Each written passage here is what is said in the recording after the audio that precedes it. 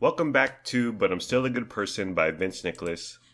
I'm Vince Nicholas. I'm joined by my sparkling wifey, Carolyn Nicholas. Hi. Hello, honey. Thank you for joining me at the dining room table on this episode of the program. So we had a housewarming party yesterday, and we've fully recovered from it. We're back to normal. Our cat Frankie Blue Nicholas was very apprehensive. Even after your family left. Yes. He was kind of poking around, sniffing around. He was sniffing around the whole house, so many new smells. Yeah. And... So many Fisher smells. But he's back to normal. You've hid the fingernail clippers. No, you took out the fingernail clippers. You hid them from the Fishers. They're back on our ottoman over there. Yes. Our sofa ottoman. So we're back to normal here at the Nicholas household. We want to thank our guests for not mentioning the giant scratches on the wall and the chips in the paint. Especially the giant scratch on the wall. Do you remember how we got that? Was that carrying up the couch? Carrying up the couch. Now it was a giant couch. It's not super heavy, but it's wide. It's wide, and it's thick. Girth. It's really heavy on one side and light on the other, so it's it's hard to balance. Yeah, and it was just us two, and you had hurt your arm. That was the day after I thought my arm was broken. Right. You went down our stairs, in an excited state for some reason, and you slipped and fell the day before. Yeah. And your arm was super. So you were one-armed. And I'm a real man, honey. I don't know if you know, but I lift. I'm in the gym. Okay. So I'm really strong. But we needed two people, and you were 1.25 people. You were 0.75 of a person. Half a person. I was using my injured arm. Right. I shouldn't have. I cannot believe I moved all that furniture that day with my arm I thought was broken. Yeah, it was quite the scene. And I remember it, like halfway up, I was like, I don't think this should be, because we have, what do you call them? You go up 5 stairs and then you got to turn 180 and back up. Pivot. So you got to turn around. And I remember halfway up, I was like, I don't think we should be doing this, or we could have done this. We should have done this differently, or. It was hard to figure out. Yeah. We need like some sort of a spatial engineer to guide us. But at that point, I was like, I muscled it. I just pushed it. Yeah. And again, I'm really strong, but there's a big mark on the wall, and I see it every day. But I'm reminded of the hard work it took for us to get this place and to move in. But we're a happy home now. So in regards to the housewarming party, just some thoughts I had. Your brother Cameron, Uncle Cameron, I call him. He canceled at the last minute, which meant we have too much pizza left over. Oh my gosh. I bought 8 pizzas in anticipation of 20 people. Yeah. Although, is his real name Aiden? Yes. Aiden. So 21 people would have been here, 8 pizzas. Cameron and Lil Jace and Eli and Cole, Uncle Cam's sons, they would have helped polish off a pizza or two. Yeah, for sure. So we had, how many pizzas do we have? 5 pizzas left over? Oh my goodness. It was a lot. It was Carb City. We ate pizzas the rest of the day yesterday. Yeah. And then today we still had 3 somehow. Yeah. And I did my part, honey. I know I ate at least 1 pizza. I might have eaten over 2. I was eating carbs. You did your duty. Many carbs before marbs. But when it comes to Caesar, it's not a great pie. I like to call it it's inoffensive. Like, you won't be offended if you're given some Caesars. But I reheated some of it yesterday, and it was decent. Yeah. Again, the regular thick crust. I'm anti-thin crust now. Oh, okay. Even though I turned you on to thin crust. I'm still trying to get used to that. 3+ years ago. It's going to take me a while. But today... So I reheated some yesterday, and it was good. It was crunchy. But you reheated some this morning. Today, sometime. Me and the kids had pizza for breakfast. Mm-hmm. Parent of the year over here. Don't call child support on us, yo. Luna wanted her pizza straight out of the box. Yeah, she's a different breed. She's hardcore, yo. I like cold pizza just fine, but right. It's got to be cooked that day. Once the night turns into day again. I can't. I need to reheat it. And Little Caesars especially goes drastically downhill the next day. Exactly. So I reheated some yesterday. It was good. You had some thin crust yesterday. Yeah. And then today you tried to reheat it. So Luna's straight out of the box cold. Lennox and I microwaved our slices for like 15, 20 seconds. And? It was terrible. Like, I was actually a little nauseous afterwards. Little Caesars does not... It's horrible. Does not carry well, does not travel well. You should eat it ASAP. So this morning, and if Grandma T and my mom ever hears this, she will cry herself in the night. But we threw away 3 pizzas and a bunch of pastries. We had a bunch of leftover cookies and little cake thingies from the Walmart bakery. Yeah. I said, just throw all this out. Right. Get it out of my sight. Right. It was about $30 worth of food. Oh, that hurts. It hurt, but it was the right decision. It would have hurt more to eat that crap. Right. I don't need that. I don't need that stuff on a moment on the lips, lifetime on the hips, as they say. So we threw away. Maybe it was more. Maybe it was $35. Oh. It was, but it is what it is. I blame Uncle Cameron for not coming through. Oh no. So yeah, Little C's. If you get it, eat it. And one thing I wondered is because I ordered it ahead of time. Like you can go into their app or on their website, and you can. Today is May 9? Yeah. 7. 9. May 9. You can order 6 pizzas for May 12th. And you can specify in the little app or website, I want them at 3 o'clock. So I ordered 8 pizzas to be ready at 11 a.m. on Saturday. Now, the Little Caesars on Jefferson Boulevard, which we've been to a few times, they open at 10 a.m. just for regular walk-in customers. They open. So when you walk in, your job is you're a Little Caesars chef there. You're Italian. Hey, I'm throwing the dough in the air. Pizza. I wonder, so you walk in, you see some fat ass named Vince Nicholas has an order for 8 pizzas. Do you, at 10:01, you just start slanging those pizzas in? I don't know. Because you mentioned that when I brought them back, they were already not hot. Yeah. they were near cold. I bet they had been done a lot earlier. That's what I think. They were done at 10:01 or 10:05. Yes. Oh gosh. And they put them in the little heat oven, the little oven there. We were too thick and for the pizza portal. Too many orders, too many pizzas. But they do have it in the little warming tray oven deal. But yeah, it was not fresh. The pizza portal keeps it warm. But is there another warmer? Yeah. They have a bunch of like just ovens. Oh, okay. Like people who call ahead, or they have the hot and ready that they just pull out of the deal there. But yeah, those were not fresh, and it's sorry to say.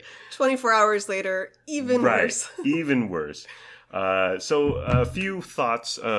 You commented that I don't like eating in front of people, or that's what you thought. I did think that. Yeah, and that was true when I was very obese, 300 plus pounds, and it just made me think. First of all, you triggered me.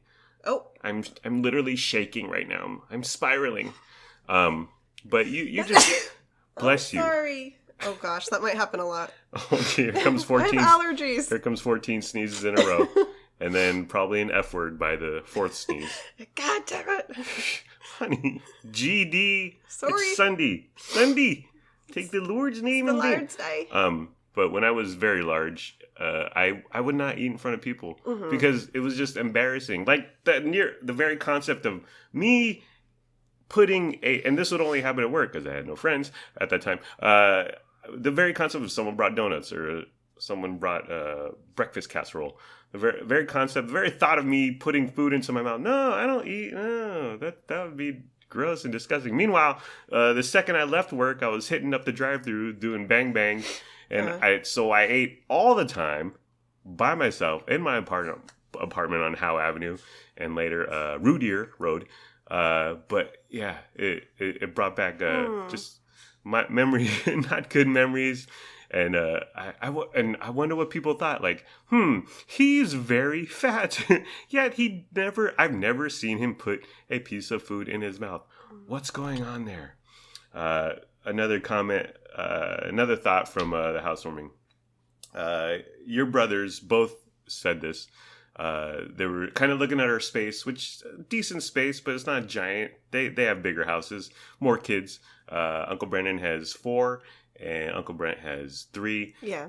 And they both remarked, looking around, I miss that 2-child life. Like it was a simpler time, just having less children, less aggravation, less going on. So we have it sitting pretty, honey. Yeah. I mean, there's pros and cons. Yeah. I mean, there's pros of both. What's the pro? More kids, more fun. More fun. More whining. Just kidding. I grew up in a family of 4 children, and it was fun. You did. It was fun times. Yeah. Yeah. Now I think about I grew up in a family of 3 for a little while until 2 left for their real mom's house. Oh. Yeah, it was active. There was always a commotion. There was always a silliness and nonsense going on. Yeah. But as a parent, oh gosh, as a parent, we have 2 wild childs, or wild childs as we call them. 2 is great for us. Right. We're at our max. We have the perfect space. Yeah. For 2 darling daughter and darling son. Another thought is that I kind of felt bad that we didn't have like a thing to do, an activity, and I brought up, let's watch a movie, but then Uncle Brent driving 45 minutes to stare at a TV for 2 hours. And they were only here for like 2.5 hours. Right. And so then you don't have any time to talk and bond and catch up and share what's going on with your lives. This is where having an outside space would help because, well, there's just another place, another spot to hang in, another place to hang out, to chat. Mm-hmm. And so I kind of, and I was like, well, and you brought up, maybe we should go for a walk, and Uncle Brandon was like, nah, not really. Nah. My brothers were immediately like, no, that's all right. Why do you think that is? Just corralling Russell would have been little Russell. He's like 3. Maybe they're tired and they just wanted to sit and chill and relax. Yeah. But kick their feet up. Yeah. And you said you just wanted to go with the flow. Yeah. I don't think a party needs a ton of structure. Yeah. Especially when it is fun to have games. Mm-hmm. I like games. Mm-hmm. But I think like if someone spontaneously says, hey, let's play a game, you could do it. But I think when it comes to a party, you don't really need a itinerary. What if we had karaoke? Karaoke. Teriyaki. I'm hungry. That would have been a fun option. Karaoke chicken. We do want to get a karaoke machine ASAP. Yeah.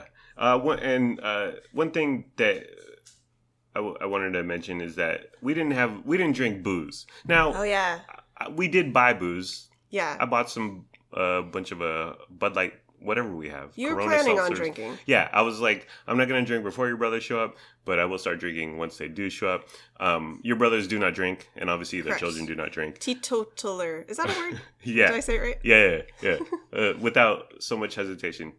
Teetotaler. Okay. I think that's the word. I don't think I've ever said that out loud. It's an odd word. It's so far removed from it basically means I don't drink. Teetotaler. Hey Google,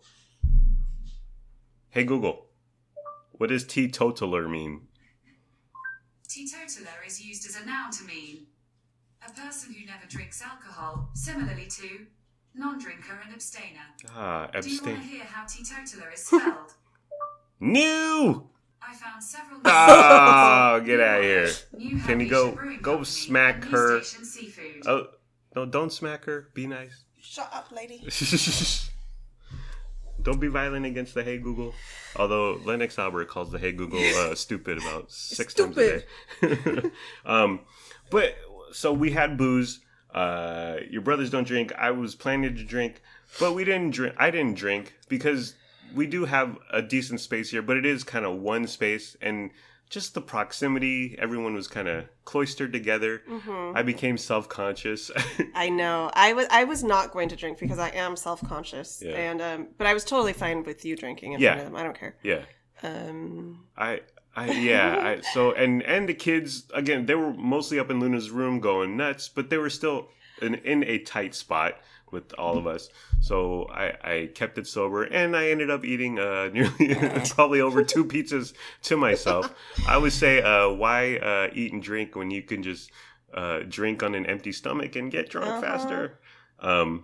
But yeah, well, that, and you talk about going the parties and flow with booze. The flow just comes. Like I remember when I was a young man, we would just drink and things would happen or they wouldn't happen, and you would just kind of roll with it, and everyone would just chat, and it seemed to flow. It seemed to take a life of its own. But whereas yesterday, I wanted to have some quote unquote something to do. Uncle Brandon has a pool. Uncle Brand. Well, they throw frisbee videos up on the TV. Yeah. But yeah, I thought it was perfectly fine. It was fine. If you want to be a little bit more structured next time we have a get together, that's fine. We could give that a go and see how it is. Mm-hmm. Compare the two experiences. Party planning committee, like Martin Short in Father of the Bride. Yeah, so it was sober, but it was chill.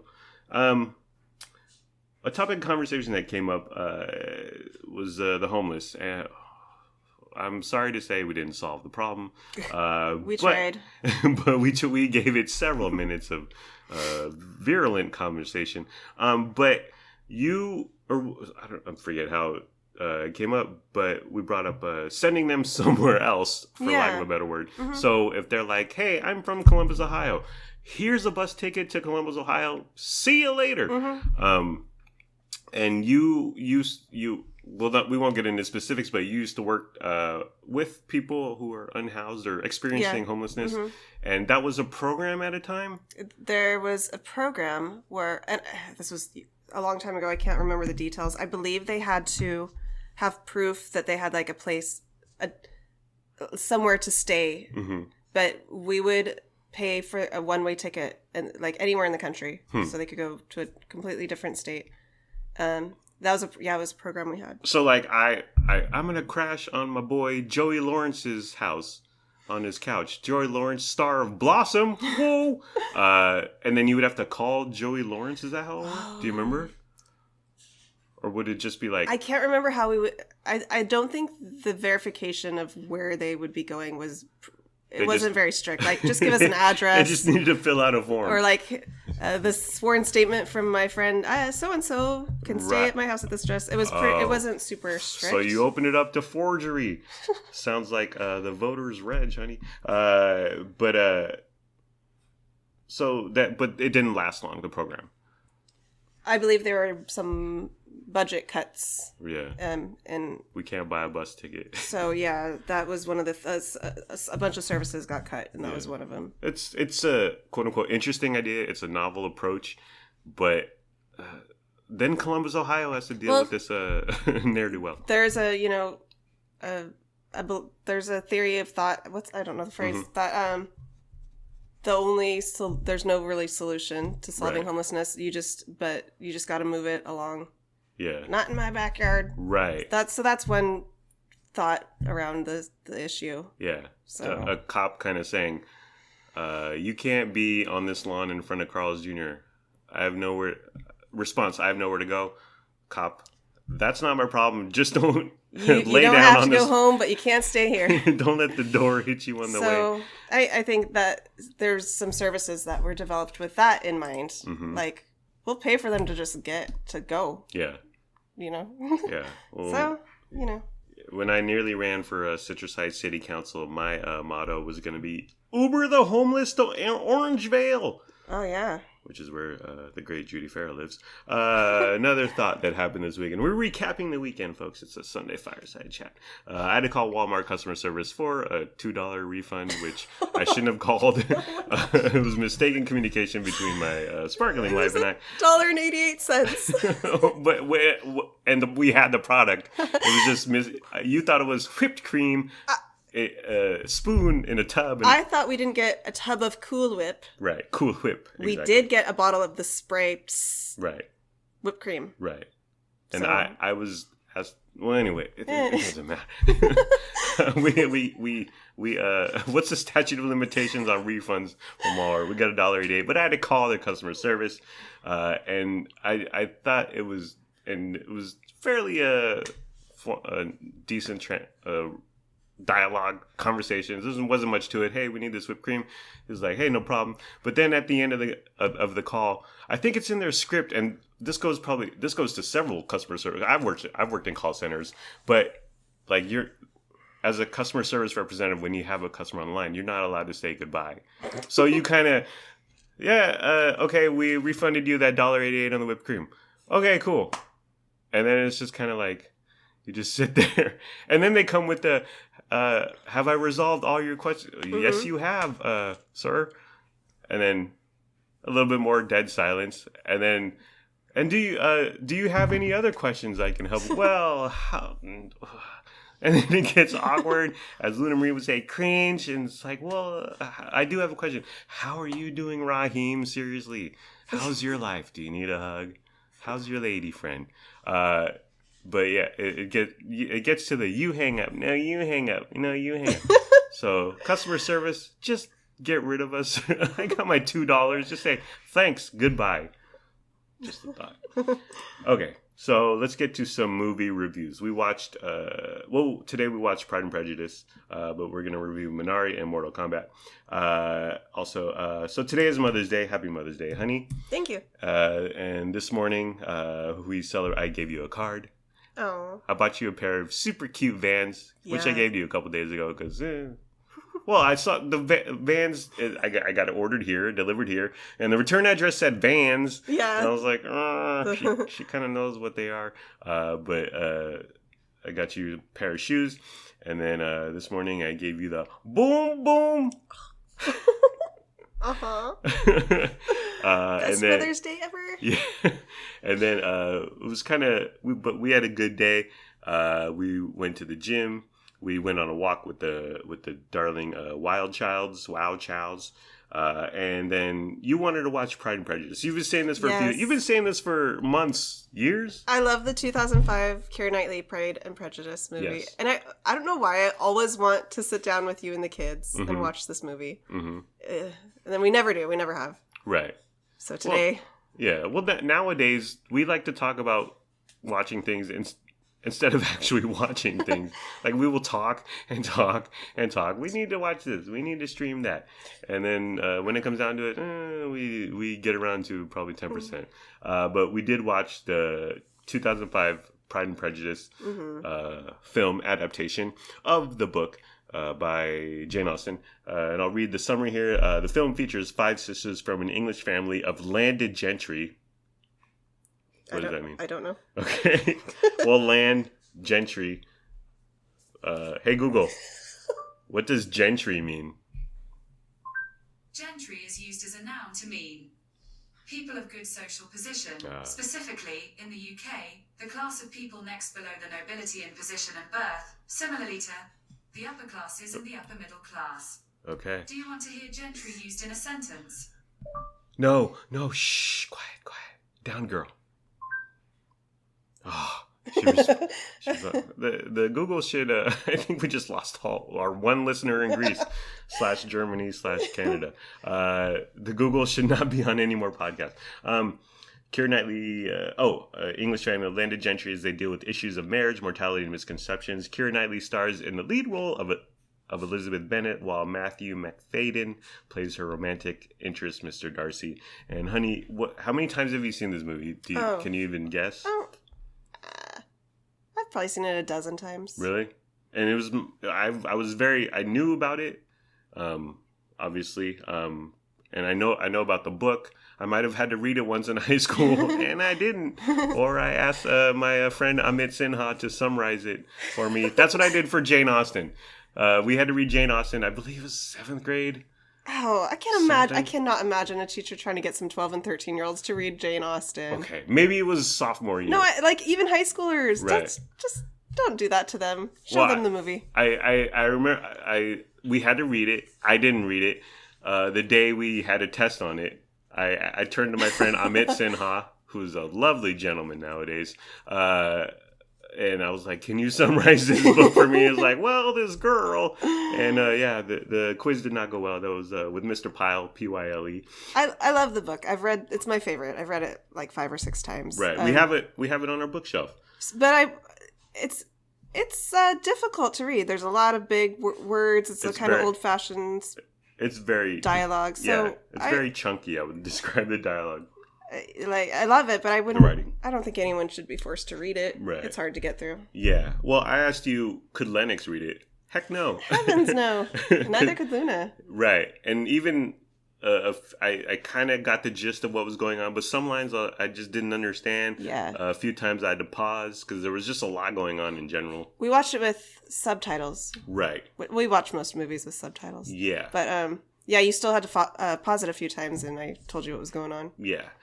So obviously you love the movie, but go ahead and effusive praise, honey, on this movie. Okay. It's shot so beautifully. A lot of single camera, long. Yes. Following a character. Single camera shots, no cuts, no edits, going through dance halls and hallways all at once. And homes, like room to room. And, yes. Yeah, so it's really pretty. Beautiful. A beautiful English countryside. Yes. So I came up with this myself. Sumptuously shot, gorgeous to look at, plush. Just like the one scene where Kira's confronting Matthew. They're up on a hill, and then down in the lake is a beautiful lake, and there's this tree on a small island in the middle of the lake, and they're up on a hill because there's this like Greek ish palace. Pedagogica, I don't know the word of the structure. So flippin' gorgeous. So my review is the dialogue. The dialogue was just top to bottom, left to right, beginning to end, sharp, witty, clever, hilarious, smart, and different. Just you compare this movie's script to Godzilla versus Kong. Okay, it's not even night and day. It's like night and then night on Earth. Night on Earth and then day on Jupiter. It's just a huge difference. Drastic. It's sharp and witty and clever, and a lot of the lines made us laugh. But I also noticed not just the dialogue, but a lot of like physical, like very like someone will just give a look when something funny happens, or just like someone will move. The way the physical things that they chose to do were so funny, and they like really added to the story. Right. Well, obviously, I mean, I guess that could be in the book. Kira glances wincefully at Matthew, but yeah, you're right. The actors and actresses giving glances, and that goes to the director, who I forgot his name, Joe Roth. No, Joe Wright. Joe. Right, Edgar Wright. I don't know. I don't know. Whoever shot it. Sorry, Joe. But I have great admiration for that kind of writing, being able to construct that kind of back and forth conversation and dialogue. It's a lot of the reasons I admire Quentin Tarantino. His writing is just so good, and it's stuff, and it's conversations that you've never heard before. And on a different level, and that's what movies should be, not dumb and basic and pedestrian, and we're trying to get to the next monster fight, so here's a dumb line of dialogue. And like we said, lots of beautiful dance scenes. Yeah. The ball scenes are great. The ball scenes where they have to do this dance, and obviously it's all prepared and rehearsed, and they got to practice. But they're doing this.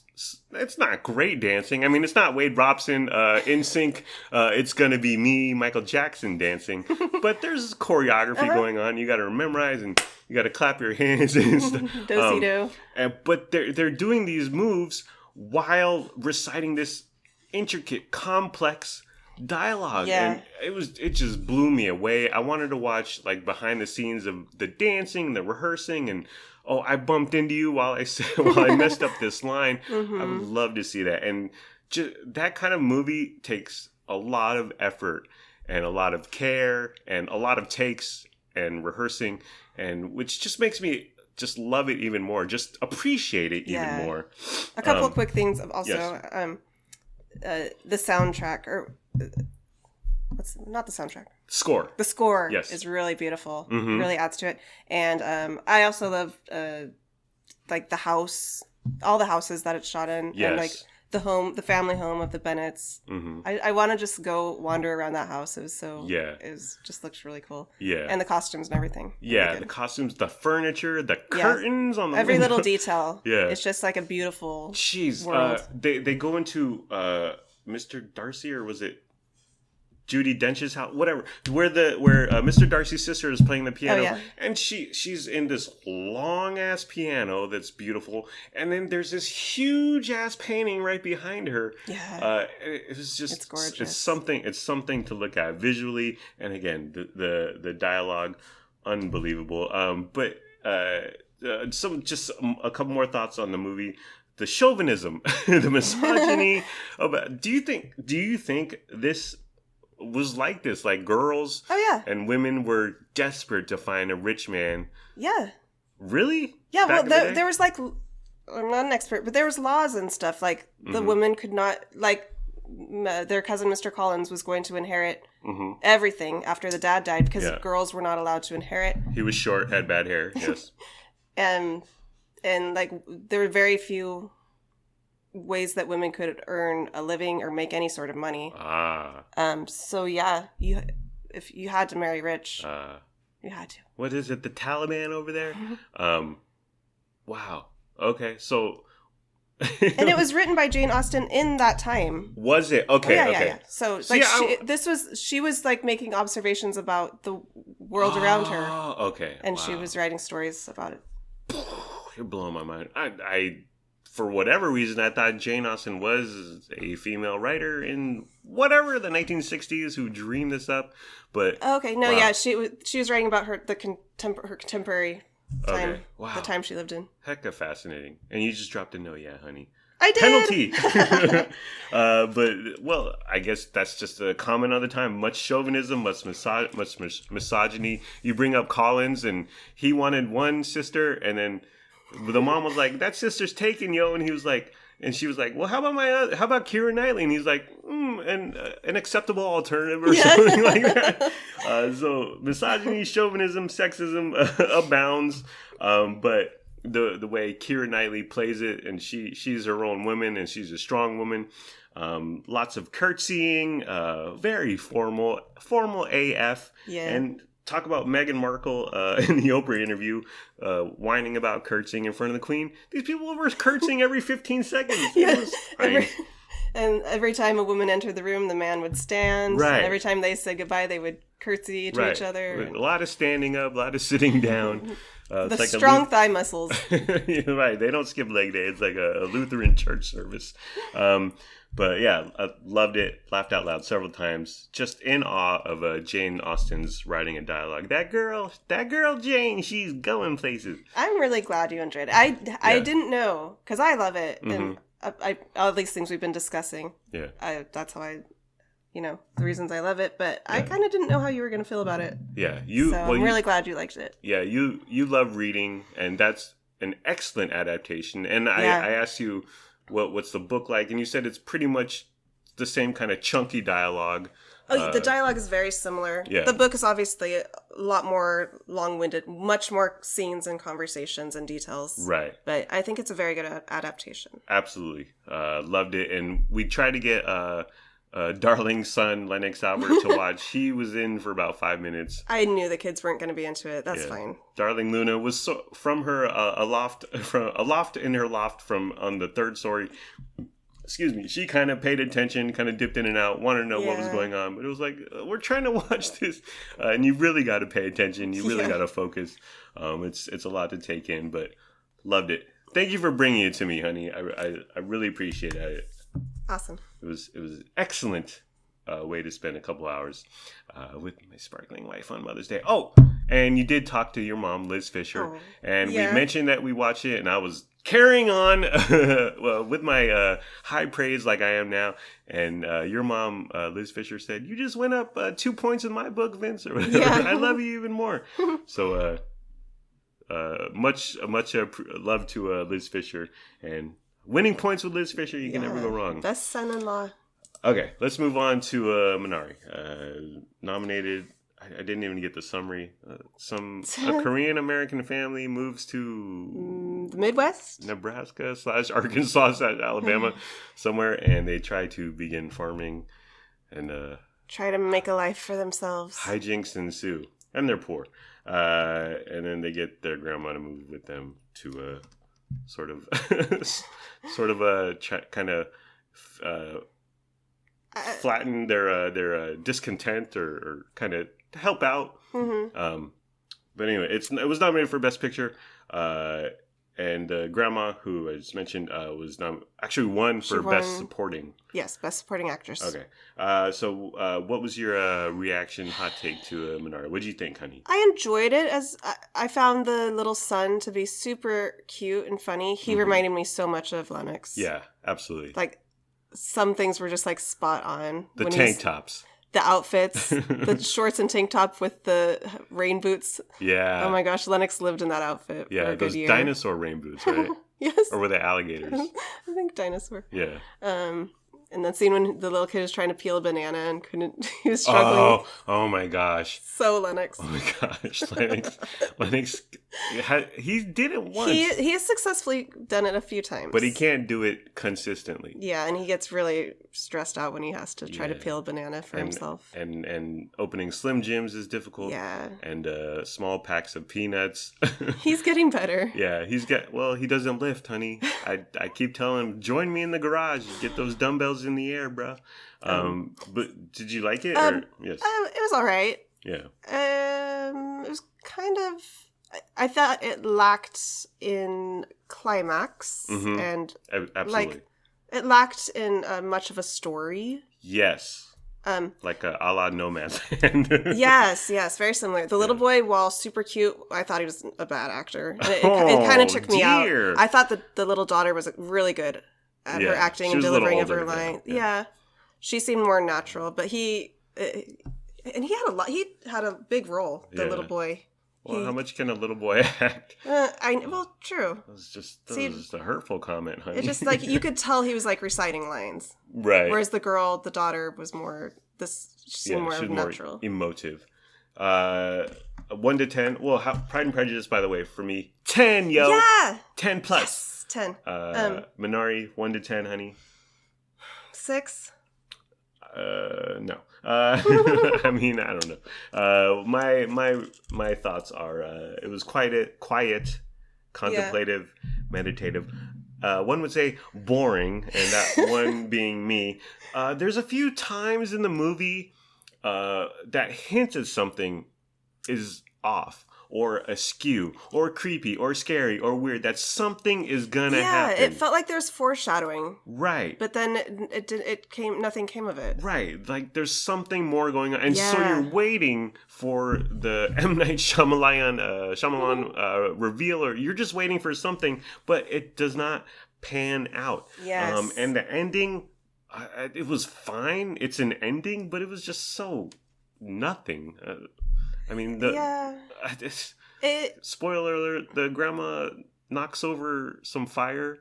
The grandma sets fire in the barn, and he loses his crops, and that's the end. Okay, and the fact that it was a Best Picture nominee. Yeah. No, it was not. No, it was not a Best Picture. It was not a good movie. And what's more outrageous, I'll tell you, honey. The old lady, grandma, did not deserve the Oscar for Best Supporting Actress. She reminded me of my own grandma. Rest in power. She's passed. She played an old Asian lady grandma. Yeah. And that's who she was. There was nothing unique or spellbinding or explosive or different or unique.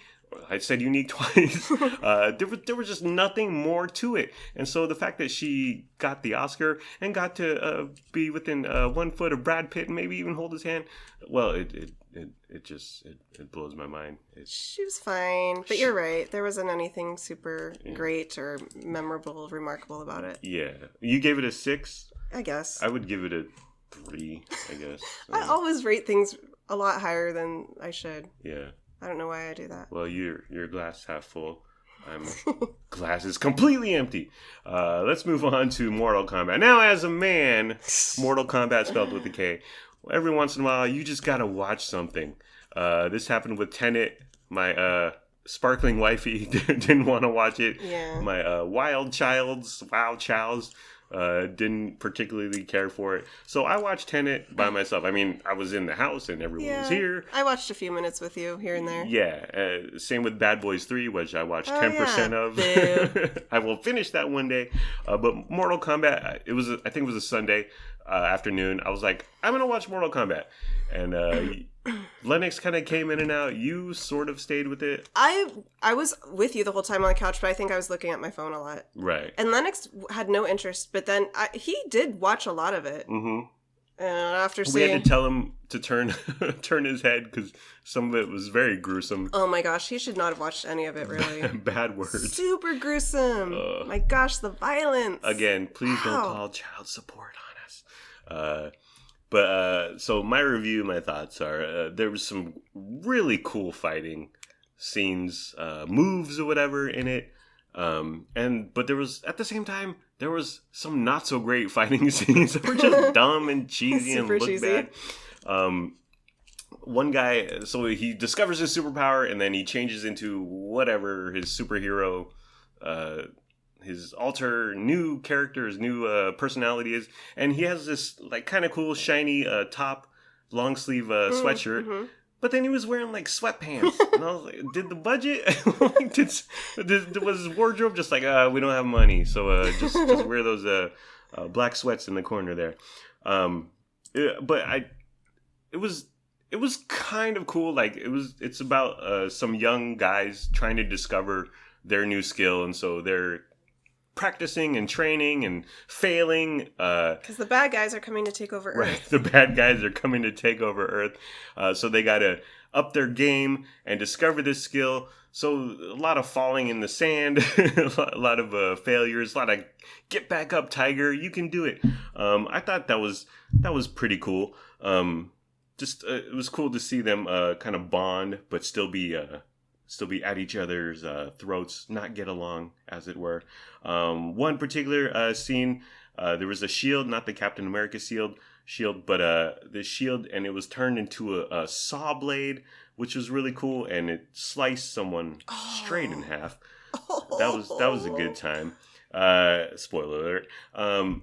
Now, there's been lots of complaints by John Campea and Chris Stuckman about the editing of the film fights. Like, it was too many quick cuts, too much chopping around, too much jerky cam and shaky cam.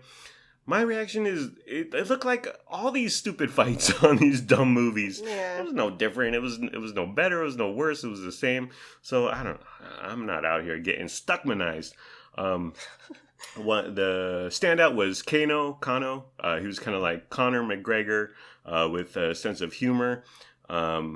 We had, like I said, we had to tell the Tiny Terror, a.k.a. Darling Son, to not look at the screen many, many times. And the main bad guy wore too much mascara like an Asian Pete Wentz. Do you like that reference, honey? Uh-huh. It took me 15 minutes earlier today. It's Mortal Kombat. It's trash. It's not terrible. Yeah. It was inoffensive, much like the Little Caesars pizza. It's not great. It's not a horrifying waste of time. Comparing it to Little Caesars is a perfect analogy. Thank you. So that's it. Okay. Well, that was our housewarming recap. What happened to us this weekend? We reviewed Pride and Prejudice, Minari, and Mortal Kombat. Mortal Kombat 1 out of 10, I would give a solid 5. It was inoffensive. Yeah. It was like Little Caesars on the first day. Yes. Not the second day. Yeah. It was not Little Caesars' second day. There you go. That was Minari. Minari was Little Caesars' second day. Mortal Kombat, fresh Little Caesars, Minari, day 2 old. Mortal Kombat deserved all those nominations. That's what you're saying. Oh, gee. If it gets nominated for Best Picture, there's something really wrong with the Academy. Okay. Well, that's the end of the program. It's been fun, but not really. Let's all try a little harder next time. Like, comment, subscribe, follow, or don't. Do whatever you want. You're a grown-up. Make your own decisions. Do what's best for your family. Please be sure to use our promo code for HelloFresh. We don't have a promo code for HelloFresh. Goodbye. I love you. We love you. We hope you have a good day today and tomorrow. And yeah, I may have called out Raheem, who probably may work for a Walmart customer service, for not hanging up. You hang up. No, you hang up. But I'm still a good person. We're still good people. Thank you for listening. Thank you for your time. I hope you have a wonderful day /night. Bye-bye.